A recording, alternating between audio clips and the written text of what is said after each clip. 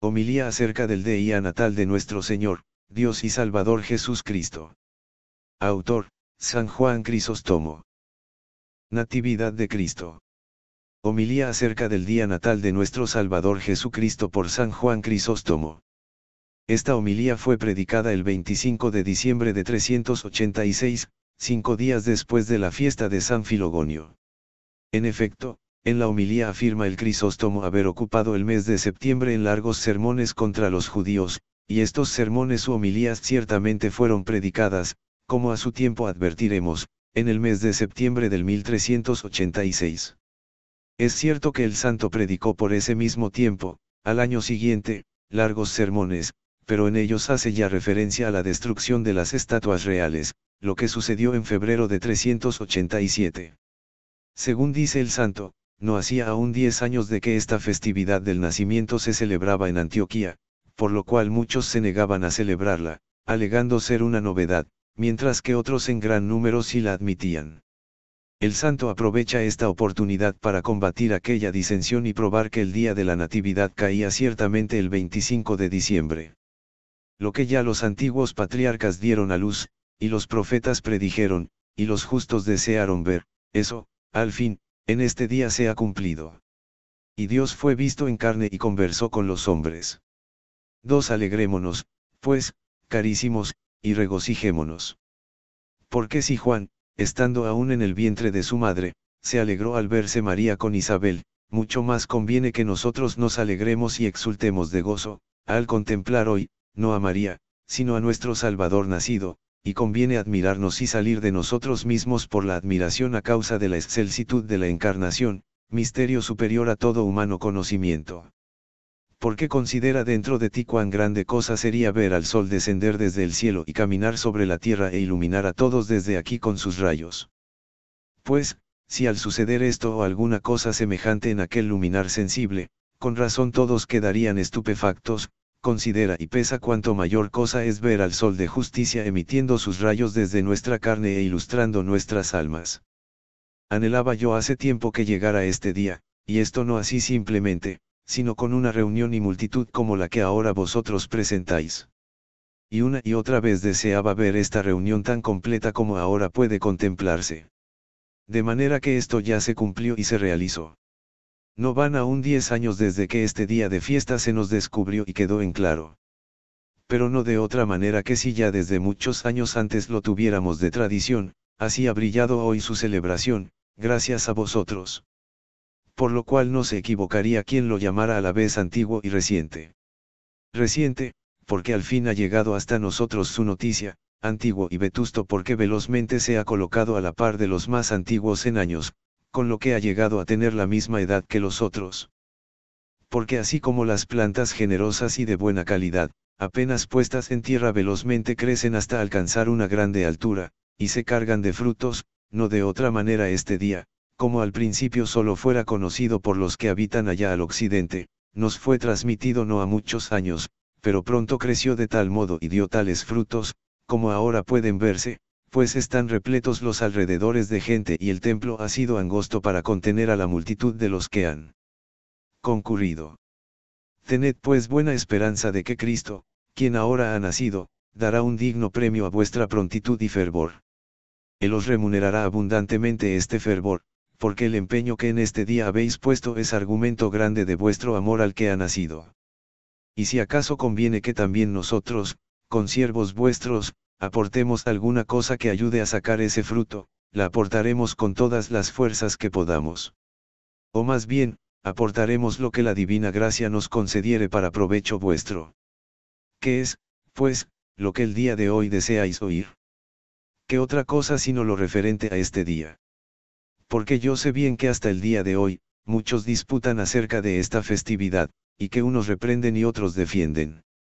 Mucho se habla de este día por todas partes, unos acusándolo de ser una innovación que de poco tiempo acá se ha introducido, otros defendiéndolo como antiguo y vetusto, puesto que ya antiguamente los profetas habían predicho esta natividad y fue conocida desde los orígenes del cristianismo por todos los habitantes del orbe desde Tracia hasta Cádiz, y ha sido celebérrimo y celebrado por ellos. Ea, pues. Comencemos por aquí nuestro discurso. Porque si este día, aunque puesto aún en tan grande discusión, de todos modos tan intensamente lo disfrutáis en vuestras almas, por cierto, si fuere más conocido y por lo mismo mejor comprendido, sin duda que obtendrá un fruto mayor esta vuestra prontitud de ánimo, a causa de la claridad que nacerá de nuestra enseñanza, y con esto se acrecentará más aún en vosotros esa prontitud y fervor. 3 son los argumentos que tengo para probaros, y por ellos entendemos haber sido este el día mismo en que nuestro Señor Jesucristo, el Logos de Dios, fue dado a luz. El primero es el hecho de que esta festividad con tan grande celeridad se haya conocido y extendido en todas direcciones, y haya crecido a tan grandes alturas, y en tanto grado haya resplandecido. Lo que Gamaliel aseguró de la predicación, eso mismo diría yo confiadamente de esta festividad, que si es de origen humano, se deshará, pero si es de Dios no podréis detenerla, no sea que parezcáis pelear contra Dios. Por ser el Logos de Dios no solamente no se deshizo la predicación, sino que, al revés, año por año toma mayor incremento y se vuelve más preclara. Porque dicha predicación, en el espacio de pocos años, llenó todo el orbe de la tierra, a pesar de ser los hombres que a todas partes la llevaban, simples fabricadores de tiendas de campaña, pescadores, y sin letras ni sabiduría. Y la bajeza de los predicadores en nada dañó, porque el poder de aquel que era predicado, todo lo preparaba y quitaba los impedimentos y desplegaba su virtud. Pero si alguno, un tanto obstinadamente, no asiente a lo que he dicho, otro argumento hay que vamos a exponer. ¿Cuál es él? El que se basa en la descripción o censo que cuentan los evangelios. Porque sucedió, dice el evangelista, que en aquellos días salió un edicto de César Augusto para que se empadronara toda la tierra. Este empadronamiento se llevó a cabo primero que el del presidente de Siria, Serinou. E iban todos a empadronarse cada uno en su ciudad. José subió de Galilea, de la ciudad de Nazaret, a Judea, a la ciudad de David que se llama Belén, por ser el de la casa y familia de David, para empadronarse con María, su esposa, que estaba encinta. Estando ahí se cumplieron los días del parto, y dio a luz a su hijo primogénito, y lo envolvió en pañales y lo recostó en un pesebre, por no haber sitio para ellos en el mesón. Consta, pues, por este pasaje que nació Jesús al tiempo del empadronamiento. Quien guste releer los códices de las antiguas historias que se guardan en Roma en los archivos públicos, facilísimamente podrá conocer con exactitud también la fecha de este empadronamiento. Dirá alguno, pero ¿qué fuerza tiene eso para nosotros que ni estamos ni hemos estado allá jamás? Escucha. No desconfíes. Porque esta fecha la hemos recibido nosotros de aquellos que tienen exacto conocimiento de la cosa, y que habitan en aquella ciudad. Los que allá habitan la celebran y de muy antiguo por una vetusta tradición, y ellos son los que nos transmitieron acá esa noticia. El evangelista no nos dijo simplemente la ocasión, sino de tal manera que nos quedara conocida y clara la fecha misma y así nos manifestara la encarnación del Señor. Porque ni Augusto por su impulso propio y propia voluntad promulgó aquel edicto, sino excitándole su ánimo Dios, a fin de que, aun contra su voluntad, sirviera a la venida del unigénito. Pero dirás, ¿qué importancia tiene esto para demostrar la encarnación? Pues no pequeña ni vulgar, oh carísimo, sino muy grande. Y esta es una de las cosas necesarias y que con empeño se investigan. ¿Cuál es esa? Galilea es una región de Palestina, y en ella está la ciudad de Nazaret. También Judea es una región, a la cual ese nombre le dan los de ahí, y en esa región está la ciudad de Belén, que así es ciudad de Judea. Y todos los profetas habían predicho que el Cristo vendría de Belén y no de Nazaret, y que acá nacería. Porque así está escrito, pero tú, Belén, de Efrata, pequeña para ser contada entre las familias de Judá, de ti saldrá quien señoreará en Israel mi pueblo. Y los judíos de aquel tiempo, preguntados por Herodes en dónde nacería el Cristo, le refirieron este testimonio. Por este motivo, hablando Natanael con Felipe, cuando éste le decía, encontramos a Jesús de Nazaret, aquel le respondió, de Nazaret puede salir algo bueno. Y Cristo de él dijo, he aquí un verdadero israelita en el cual no hay dolo. 7 Pues ¿por qué motivo así lo elogia? Porque no se dejó llevar al punto de aquella noticia que le daba Felipe. Pues clara y manifiestamente sabía que el Cristo no había de nacer ni en Nazaret ni en Galilea, sino en Judea y en Belén, como en efecto así había sucedido. Así pues, porque a Felipe se le ocultaba esto, y en cambio Natanael a causa de la pericia que en la ley tenía y el conocimiento de lo que los profetas habían dicho, le daba una respuesta consentánea con el vaticinio arriba mencionado, o sea que el Cristo no vendría de Nazaret. Por esto Jesús dijo de él, he aquí un verdadero israelita en el que no hay dolo. Y por la misma razón un cierto judío le decía a Nicodemo, investiga y verás que de Galilea no ha salido profeta alguno. Y también, ¿acaso no es de la aldea de Belén, de donde era David, de donde viene el Cristo? Tan común era entre todos la sentencia de que sin duda alguna de ahí y no de Galilea había de venir. Así pues, como José y María, ambos oriundos betlemitas, tras de abandonar su patria, se habían ido a establecer y vivir en Nazaret y ahí pasaban sus días, como a muchos hombres les suele acontecer, que habiendo salido de las ciudades en donde nacieron, van y se establecen en otra en donde no tuvieron su nacimiento, y como conviniera que el Cristo naciera en Belén, salió aquel edicto por el cual, determinándolo así Dios, fueron obligados, aun sin quererlo, a ir a aquella ciudad de Belén. Como la ley ordenaba que cada uno se empadronara en su patria, ella los obligó a caminar desde Nazaret hasta Belén para dar allá su nombre al padrón.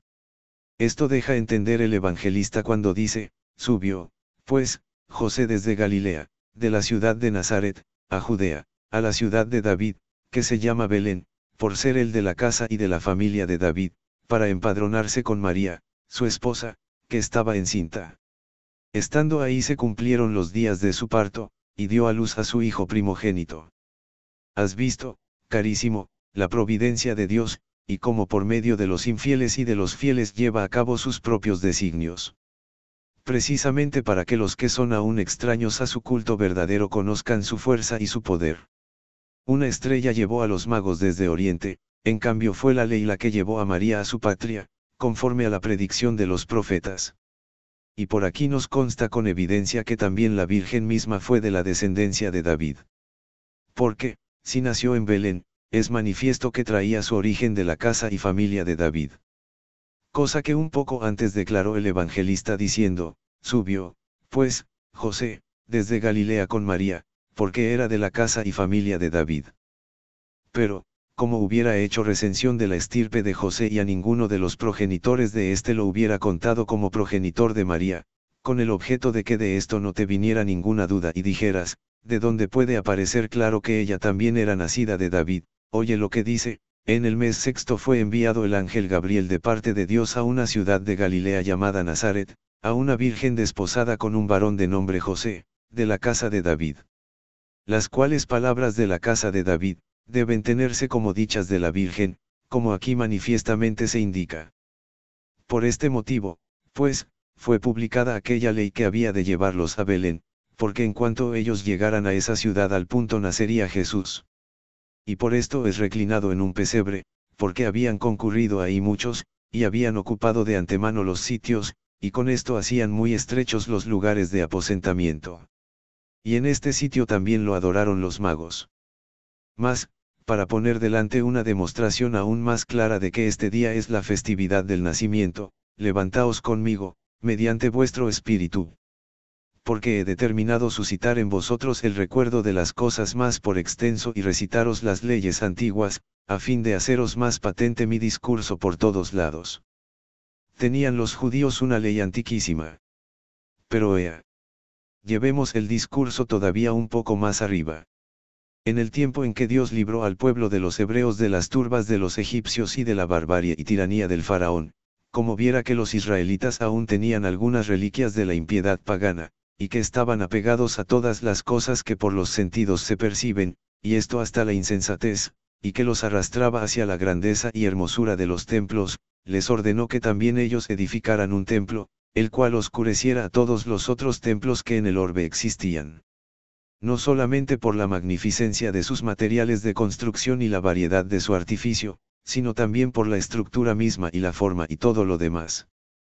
Y a la manera que un padre amante de sus hijos, a un hijo al que el trato con hombres malvados, perniciosos y libertinos ha apartado por mucho tiempo, y que ha gozado de toda clase de placeres, cuando lo recibe lo rodea de la mayor abundancia de bienes, con toda seguridad y dignidad, no sea que, si se encuentra con algunas apreturas, ya sea por el recuerdo de las cosas antiguas, ya también por la codicia le sea de nuevo arrebatado, así Dios, viendo a los judíos propensos hasta la insensatez a los bienes sensibles, hizo en ese mismo género de cosas, una excelentísima, a fin de que nunca jamás le fueran arrebatados en adelante por la codicia de volver a los egipcios o a las cosas que habían experimentado entre ellos. Por esto les edificó un templo conforme a la imagen del mundo todo, el sensible y el inteligible.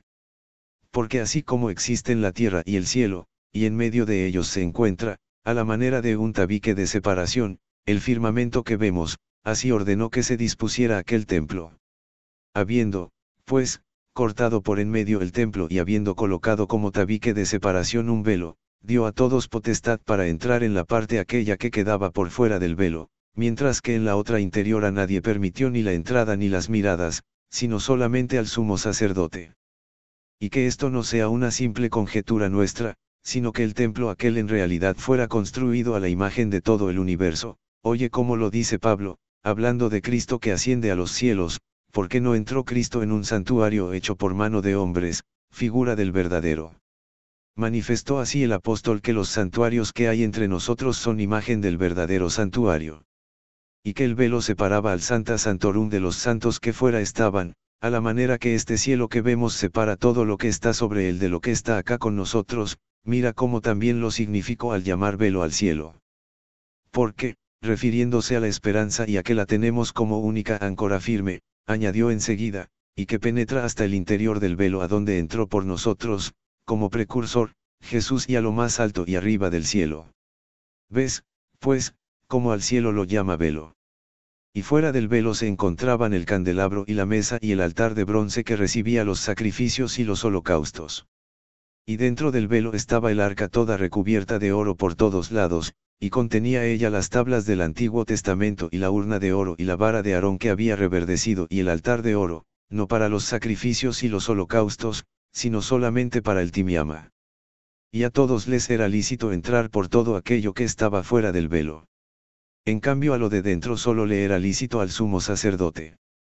Y también de esto os traeré el testimonio de Pablo, el cual dice así, y el primer pacto tenía su ceremonial y su santuario secular. Llama santuario secular al tabernáculo exterior, porque entrar en él estaba permitido a todo el mundo. En él estaban el candelabro y la mesa y los panes de proposición. Y después del velo estaba el segundo tabernáculo que se llamaba el Santo de los Santos, en donde estaba el altar de oro de los perfumes y el arca de la alianza, toda ella recubierta de oro, y en ella un vaso de oro que contenía el maná, y la vara de Aarón que había reverdecido, y las tablas de la alianza.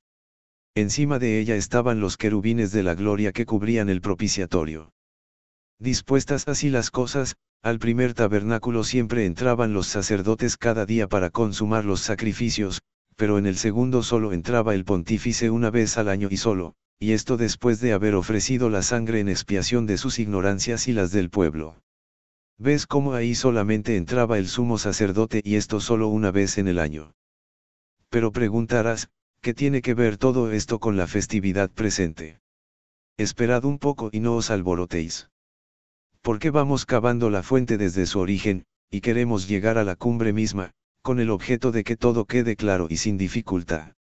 Más aún, para que nuestro discurso no vaya a quedar ensombrecido con el ropaje de las palabras demasiado tiempo, ni se torne complicado en demasía, y para que no os fatiguéis con la demasiada extensión de las cosas que voy diciendo, os expondré desde luego el motivo de haber traído a colación estas cosas desde sus orígenes mismos. ¿Cuál, pues, ha sido la razón? Cuando Isabel llevaba en su seno a Juan desde hacía ya 6 meses, entonces concibió María. De manera que si logramos saber cuál fue ese mes sexto, sabremos con certeza cuándo concibió María. Y una vez que sepamos cuándo fue esa concepción, conoceremos también cuándo dio a luz, contando 9 meses desde la concepción. De dónde, pues, nos constará cuál fue ese mes sexto de la preñez de Isabel. De aquí. Es a saber si llegamos a conocer en qué mes quedó encinta. Y de dónde conoceremos cuál fue este mes. Si llegamos a saber cuándo recibió Zacarías, su marido, la feliz noticia. Mas, esto mismo de dónde nos quedará manifiesto. De las Escrituras divinas. Porque enseña el Santo Evangelio que estando dentro del Sancta Sanctorum Zacarías, el ángel le dio la buena nueva y le dijo lo relativo al parto de Juan. Si pues claramente demostramos por las Escrituras que el sumo sacerdote entraba en el Sancta Sanctorum una sola vez al año y sin compañero alguno, además en qué mes del año era cuando entraba esa sola vez, vendremos en conocimiento claro del tiempo en que recibió aquella feliz noticia, y encontrado al punto quedará manifiesto a todos cuándo fue la concepción. Pues bien, que solamente una vez al año entrara el sacerdote en el santuario, también lo declaró Pablo. Pero más abiertamente aún lo dijo Moisés, y habló el Señor a Moisés, di a tu hermano Aarón que no entre nunca en el santuario, a la parte interior del velo, delante del propiciatorio que está sobre el arca del testimonio, no sea que muera. Y luego, que no haya nadie en el tabernáculo del testimonio desde que él entre para hacer la expiación hasta el momento en que salga, una vez hecha la expiación por sí y por su casa y por toda la asamblea de Israel, y hará la expiación sobre el altar que está delante del Señor. De todo esto queda claro que no entraba el sacerdote en el Sancta Sanctorum en cualquier tiempo, y que mientras él estaba dentro no era lícito a nadie tocar nada, sino que debían todos quedar fuera del velo. Ahora pues, retened cuidadosamente en la memoria estas cosas. Y no resta sino que os aclare cuál era ese tiempo en el que entraba solo el sacerdote al Sancta Sanctorum y sola una vez al año. Pero ¿de qué manera quedará esto claro? Pues por el mismo libro, en donde se dice, en el mes séptimo, en el día 10 del mes, mortificaréis vuestras personas y no haréis trabajo alguno, ni el indígena ni el extranjero que habita entre vosotros. Porque en ese día se hará la expiación por vosotros para que os purifiquéis y seáis purificados ante el Señor de todos vuestros pecados. Será para vosotros día de descanso, sábado, y mortificaréis vuestras personas. Y será ley perpetua. La expiación la hará el sacerdote que haya sido ungido y haya sido iniciado para ejercer las funciones sacerdotales en lugar de su padre. Se revestirá de las vestiduras de lino, las vestiduras sagradas, y hará expiación del santuario de la santidad o Sancta Sanctorum, del tabernáculo del testimonio, y del altar, de los sacerdotes y de todo el pueblo reunido, por sus pecados. Será para vosotros ley perpetua, y se hará la expiación de los hijos de Israel por todos sus pecados. Y se hará una vez al año, como ordenó Dios a Moisés. Se trata en este pasaje de la fiesta de los tabernáculos. Porque en esa ocasión era cuando el sumo sacerdote cada año entraba por una sola vez, como lo declaró Moisés mismo diciendo, una vez en el año se hará esto. Si pues al tiempo de la fiesta de los tabernáculos entraba el sumo sacerdote en el Santo de los Santos, declárenlos ahora como fue entonces cuando el ángel se apareció a Zacarías, o sea cuando estaba dentro del Sancta Sanctorum. Porque lo vio él solo al momento en que ofrecía el incienso, y el sacerdote únicamente entonces entraba solo. Nada impide que escuchemos las palabras mismas del Evangelio. Hubo en los días de Herodes, rey de Judea, cierto sacerdote de nombre Zacarías, del turno de Abía, cuya mujer, de la descendencia de Aarón, se llamaba Isabel. Sucedió pues que ejerciendo él sus funciones sacerdotales delante de Dios, según el orden de su turno, conforme al uso del servicio divino, le tocó entrar en el santuario del Señor para ofrecerle incienso. Y toda la multitud del pueblo estaba fuera orando durante la hora de la oblación del incienso. En este punto recuerda, carísimo, el testimonio aquel que dice, que no haya nadie, en el tabernáculo del testimonio desde que él entra para hacer la expiación, al Santo de los Santos, hasta que salga. Y se le apareció el ángel del Señor de pie a la derecha del altar del incienso. Y no dijo del altar de los sacrificios, sino del altar del incienso, porque el altar de los sacrificios y holocaustos estaba por fuera del velo, mientras que por dentro estaba el del incienso. De manera que aún por esto sucedió que se le apareciera a solo él, y porque se añade que el pueblo estaba fuera esperando, queda manifiesto que él había entrado al Santo de los Santos. Y se turbó Zacarías al verlo y el temor se apoderó de él. Y le dijo el ángel, no temas, Zacarías, porque tu plegaria ha sido escuchada, e Isabel, tu mujer, dará a luz un hijo, al que pondrás por nombre Juan. Y el pueblo estaba esperando a Zacarías, y se maravillaba de que tardase en el templo. Y cuando salió no podía hablarles, ves cómo estuvo allá dentro del velo. Pues fue entonces cuando recibió la alegre noticia. Era entonces el tiempo de la fiesta de los tabernáculos y del ayuno, porque eso significan aquellas palabras, humillaréis vuestras ánimas. Ahora bien, esa fiesta, como vosotros sabéis, y lo testificáis, los judíos la celebraban al fin del mes de septiembre, porque entonces nosotros tuvimos larga y abundante predicación contra ellos, acusándoles de ser importuno en esos días el ayuno. De manera que por este tiempo Isabel, la mujer de Zacarías, concibió. Y se ocultaba durante 5 meses y decía, diagonale aquí lo que ha hecho conmigo el Señor, acordando quitar mi oprobio de entre los hombres. Falta ahora declarar, como cosa oportuna, como además, cuando ella llevaba hacía ya 6 meses a Juan en su vientre, entonces María recibió la alegre nueva de su concepción. Porque, cuando se llegó a ella Gabriel, le dijo, no temas, María, porque has hallado gracia delante de Dios, y concebirás en tu seno y darás a luz un hijo, a quien pondrás por nombre Jesús. Y como ella se turbara con esas palabras y procurara investigar el cómo habían de tener cumplimiento esas cosas, el ángel le respondió, el Espíritu Santo vendrá sobre ti, y la virtud del Altísimo te cubrirá con su sombra, y por esto el Hijo engendrado será santo, será llamado Hijo de Dios. E Isabel, tu parienta, también ha concebido un hijo en su vejez, y este es ya el 6º mes de la que era estéril porque nada hay imposible para Dios. Así, pues, si Isabel concibió después del mes Gorpieos, como ya quedó demostrado, es necesario contar 6 meses intermedios desde ese en adelante. Y estos son hiperbereteos, Dios, apeleos, audoneos, feritios y distros. De manera que María concibió después de este 6º mes. Y si contamos 9 meses a partir de este último, llegaremos ciertamente a este en que nos hallamos. De manera que el primer mes de la concepción del Señor es Santicos, luego Artemisios, Dicious, Panemos, Loios, Gorpieos, hiperbereteos, Dios, apeleos. Y este es el mes en que estamos, y en el que celebramos la festividad. Y para que esto que os digo, os resulte más claro y evidente, lo repetiré de nuevo brevemente a vuestra caridad. Solamente una vez al año entraba el sumo sacerdote al Santo de los Santos, y eso en el mes Gorpieos. Entonces entró Zacarías al Santo de los Santos, y entonces tuvo noticia de la natividad de Juan.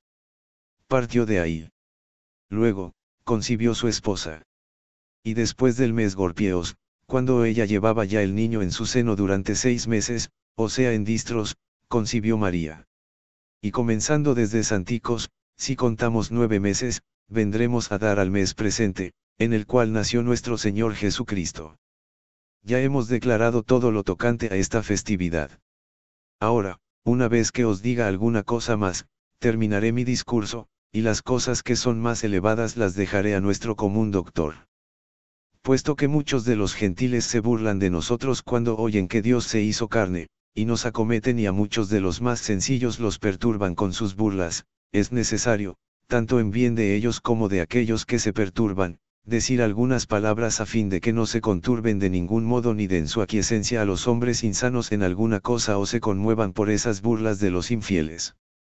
Porque los niños pequeños suelen muchas veces reírse de nosotros cuando tratamos cosas serias y necesarias, y con todo, esa risa no es argumento de que las cosas de que se ríen sean de poca monta, sino al revés es argumento de la necedad de los que se ríen. Pues esto lo podemos decir nosotros de esos paganos que, siendo casi locos más que los mismos niños, se burlan de las cosas que llevan consigo grande temblor y son de grande admiración, mientras que, en cambio, aquellas cosas que de verdad son de risa, a esas ellos las enaltecen y las visten de brillo. Mas, con todo, esas cosas nuestras de que ellos se ríen, a pesar de eso perduran en su propia majestad, sin recibir daño en su principalía por las burlas de ellos, y en cambio, las cosas de ellos, aun revestidas de brillo, dejan ver su propia torpeza. Porque acaso no es el extremo de una cierta necedad el que ellos errando conviertan sus dioses en piedras, leños y viles estatuas, y los encierren como en ciertas cárceles, y que con todo no estimen hacer en eso nada vergonzoso, ni decirlo, y en cambio nos acusen porque afirmamos que Dios se ha construido un templo viviente por medio del Espíritu Santo, por el cual ha beneficiado a todo el universo. Pero ¿qué clase de acusación es esta? Porque si es cosa de vergüenza que Dios habite en un cuerpo humano, mucho más lo es que habite en un leño o en una piedra, y por cierto, tanto más vergonzoso cuanto es más inferior al hombre una piedra o un leño, a no ser que al pagano le parezca más vil nuestro linaje que la materia que carece de sentidos. Pero más aún en gatos y perros, y muchos herejes aún en cosas harto más viles, se atreven a colocar la habitación de la esencia divina. Cosa que nosotros ni decimos ni vayamos a tolerar siquiera el oír a quienes tales cosas afirman. Lo único que nosotros sostenemos es que Cristo al salir del vientre virginal tomó una carne inmaculada, santa, irreprensible y exenta de todo pecado, y que de este modo reparó su obra. En tanto que los herejes aquellos y los maniqueos, que pecan por la misma impiedad de aquellos, introducen la esencia divina en los canes y en los monos y en las fieras de todas clases, puesto que afirman que el alma de todos ellos es aquella esencia, y no se horrorizan ni se avergüenzan. Y dicen que nosotros afirmamos cosas indignas, porque nada de eso admitimos, ni siquiera con el pensamiento, y solamente afirmamos lo que es conveniente y decente para Dios, es a saber, que Él vino a nosotros y con este modo de generación propio suyo, restauró su propia obra. ¿Qué es lo que dices? Dime, tú que afirmas que las almas de los homicidas y los hechiceros son parte de la esencia divina. ¿Te atreves a acusarnos a nosotros que no solamente nada de eso sostenemos, pero ni siquiera toleramos el oírlo, sino que a quienes lo dicen los tenemos por impíos? ¿Pero qué es lo que nosotros sostenemos? Únicamente esto. Que Dios, habiéndose construido este templo, desde el cielo trajo por él a nuestra vida un cierto estado celeste. Mas ¿por qué no habréis de ser condenados a muerte millares de veces vosotros así por la acusación falsa que nos hacéis como también por la impiedad que no cesáis de cometer contra Dios? Si es cosa indecente para Dios el habitar en un cuerpo inmaculado y limpio, mucho más lo es habitar en el de un hechicero y en un profanador de sepulcros y en el de un ladrón o el de un cano de un mono. Pero no lo es el habitar en aquel cuerpo santo e incontaminado, y que ahora está sentado a la diestra del Padre. ¿Por qué daño se le sigue a Dios o qué mancha de esta providencia? ¿No veis acaso a este sol, cuerpo sujeto a los sentidos, y a corrupción y deficiencias, así revienten 1000 veces al oír esto los maniqueos y los gentiles? Ni solamente el sol, sino también la tierra, el mar y toda en absoluto la fábrica del universo, caen bajo los sentidos y están sujetos a la vanidad. Oye a Pablo, quien claramente lo enseña, pues las criaturas están sujetas a la vanidad, no de grado, sino por razón de quien las sujeta con la esperanza. Y él mismo quiso declarar que sea eso de estar sujeto a la vanidad, y añadió, porque la criatura misma será libre de la corrupción, para participar en la libertad de la gloria de los hijos de Dios. Quiere decir que la criatura es ahora Keraptebel, puesto que servir a la corrupción no es otra cosa que ser Keraptebel. Pues, si el sol siendo criatura Keraptebel, manda por todas partes sus rayos al cielo y a las horruras, y se comunica a infinitas otras criaturas de ese género, y con todo por esa fealdad de semejantes horruras corporales, en nada recibe daño aquella su limpieza, sino que sus rayos los regresa impolutos a sí mismo, y comunica su virtud y su fuerza a muchos cuerpos que lo reciben y él en cambio no recibe de ellos en sí daño ninguno ni fealdad cuanto más aquel sol de justicia, aquel Señor de las potestades incorpóreas, al entrar en la carne no solamente no se manchó, sino que por el contrario a ella la tornó más pura y más santa. Considerando, pues, todas estas cosas, y recordando la voz divina que dice, habitaré en ellos y entre ellos andaré, y aquella otra, vosotros sois templo de Dios y el Espíritu Santo habita en vosotros, por nuestra parte sostengámonos en contra y cerremos las bocas impías de esos herejes y gocemos de nuestros bienes y glorifiquemos a Dios encarnado por esta su humillación hasta nosotros, tan llena de benignidad, y venerémoslo y démosle gracias con todo el poder de nuestras facultades. Aunque a Dios no le podemos tributar otras acciones de gracias que sean dignas, sino solamente aquella que consiste en nuestra salvación y de nuestras almas y en el anhelo por la virtud. Así pues, no nos hagamos los desagradecidos para con nuestro bienhechor, sino que todos, según nuestras fuerzas, ofrezcámosle todo, la fe, la esperanza, la caridad, la templanza, la misericordia, la hospitalidad. Y no cesaré en adelante de exhortaros a lo mismo a que os he exhortado anteriormente y ahora también. ¿Qué cosa es esa? Que cuando hayáis de acercaros a la tremenda y divina mesa y a los sagrados misterios, lo hagáis con temor y temblor, con conciencia pura, en ayuno y oración, y no en tumulto ni pisándoos unos a otros ni empujando a los más cercanos. Porque esto es el extremo de la soberbia, y una falta de aprecio no vulgar. Por lo cual amenaza Dios a quien tal cosa hace con un no leve castigo. Considera dentro de ti, oh hombre, qué ofrenda es la que vas a tocar, a qué mesa te vas a acercar. Piensa en que, siendo tú polvo y tierra, vas a recibir el cuerpo y la sangre de Cristo.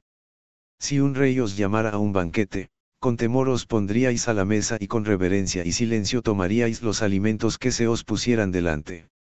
Y cuando Dios te llama a su mesa y te pone en ella como manjar a su Hijo, cuando las potestades angélicas asisten con temor y temblor, cuando los querubines velan su faz, y los serafines con respeto claman Santo, Santo, Santo es el Señor, ¿te atreves tú a acercarte al banquete espiritual vociferando y con tumulto? ¿Acaso se te oculta que ese tiempo debe estar lleno de la tranquilidad de la mente? De mucha paz y quietud se necesita, y no de alboroto, ira y estrépito, porque estas cosas manchan al alma que así se acerca.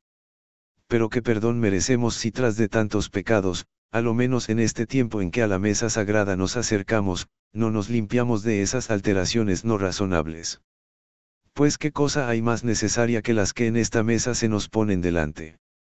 ¿Qué nos surge así para que nos apresuremos a ella haciendo a un lado las cosas espirituales? No, os lo ruego y os lo suplico. No concitemos contra nosotros la ira divina. Lo que se nos pone delante es una medicina salvadora para nuestras enfermedades y llagas, y riquezas eternas con que ganemos el reino de los cielos. Acerquémonos, pues, con reverencia, demos gracias, inclinémonos y confesemos nuestros pecados, lloremos con lágrimas nuestras culpas, hagamos delante de Dios largas y atentas oraciones. Y una vez limpios así nosotros, en silencio y con la debida modestia, acerquémonos como quien se acerca al Rey del cielo.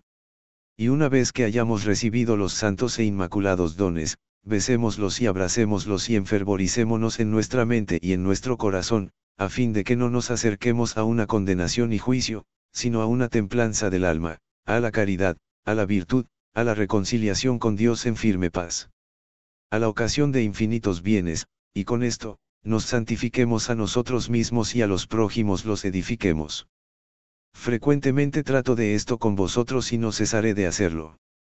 Porque qué utilidad trae el concurrir acá a la ligera, si no habéis de aprender nada que os sea útil. ¿Qué beneficio os trae, pregunto, el predicaros siempre para agradaros? Breve es, oh carísimo, el tiempo presente. Seamos por lo mismo temperados, vigilemos, reformémonos a nosotros mismos. Mostremos a todos sinceramente el afecto de un ánimo benévolo. Procedamos en todo con reverencia, ya sea que hayamos de oír la palabra divina o de orar o de acercarnos a la mesa de Dios o de hacer otra cualquiera cosa. Hagámoslo todo con temor y temblor, para que no nos atraigamos, por nuestra negligencia, la maldición. Porque dice el profeta, maldito todo aquel que hace la obra de Dios con negligencia. Con el tumulto y la ira se hace ofensa a los santos dones que se ponen delante. En verdad que es supremo desprecio el presentarse ante Dios manchado. Oye lo que de los tales dice el apóstol, si alguno profana el templo de Dios, Dios lo destruirá. Así pues, no irritemos a Dios con aquello mismo con que lo hemos de reconciliar con nosotros. Acerquémonos con toda diligencia y limpieza, y llevando una plena tranquilidad de alma, con oraciones y un corazón contrito. A fin de que, habiéndonos hecho así propicio al Señor nuestro Jesucristo, podamos obtener los bienes que nos están prometidos, por gracia y benignidad del mismo Señor nuestro Jesucristo, al cual, juntamente con el Padre y el Espíritu Santo, sea el poder, la gloria y el honor, ahora y siempre y por los siglos de los siglos. Amén. Revisado y corregido por HMP. Saredis. Twitter. Facebook.